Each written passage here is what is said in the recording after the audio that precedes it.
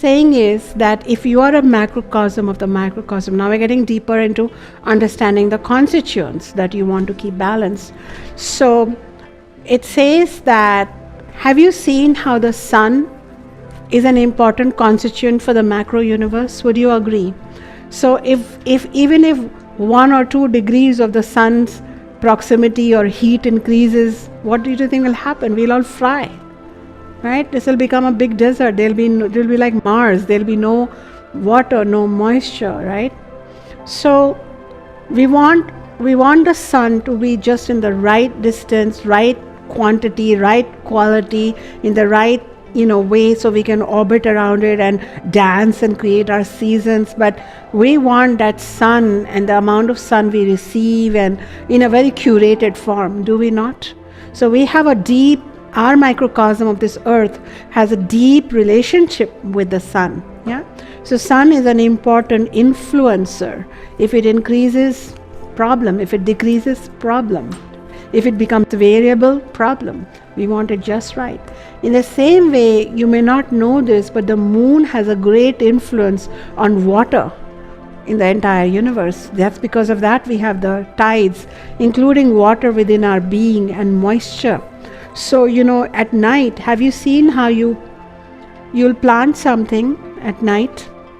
In the daytime it receives sun, and it will look same if you do gardening, sapling.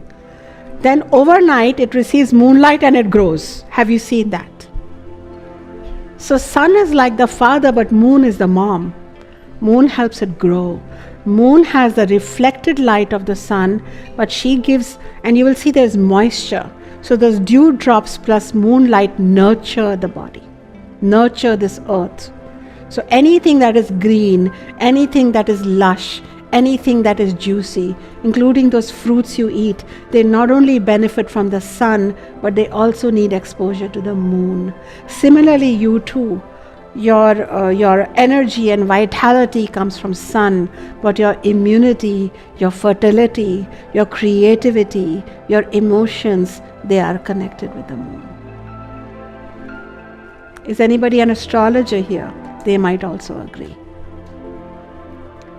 And an interesting third ingredient in our macrocosm of the nature is wind. Wind is like Mr. Neutral. When the sun is out, it becomes hot. When the moon is out, it becomes cool and nourishing. Have you noticed that? So wind is like the wind maker in between. Wind is what disperses the sunlight or the moonlight. It is wind that brings it, it makes it an experience for us. So just as the sun and the moon and the wind, according to this Sanskrit verse that I chanted, affect the macrocosm, in the same way they live inside you, because you are a microcosm. And the sun principle is known as, it has a Sanskrit word, it is known as Pitta, P-I-T-T-A. Can you say it? Pitta. And the moon principle is known as Kapha, K-A-P-H-A. Can you say it? And the wind principle, which is like a neutral, I'm going to go here and there and carry whatever I want with it, is known as Vata, V-A-T-A. Can you say that? Thank you. So that's easy.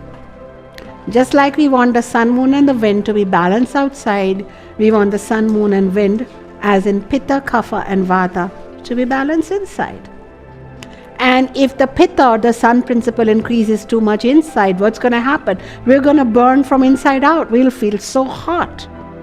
People will be wearing shawls and we'll be walking bare-chested saying, it's hot. Has that happened to someone? You get so hot. You can have heartburn. You can have inflammation. You can have redness. It's because, too much sun inside you. So therefore your relationship with the outer sun has also to be not too much sun exposure. See, you're already becoming doctors. You're getting it, right? It's so simple. Health needs to be simple.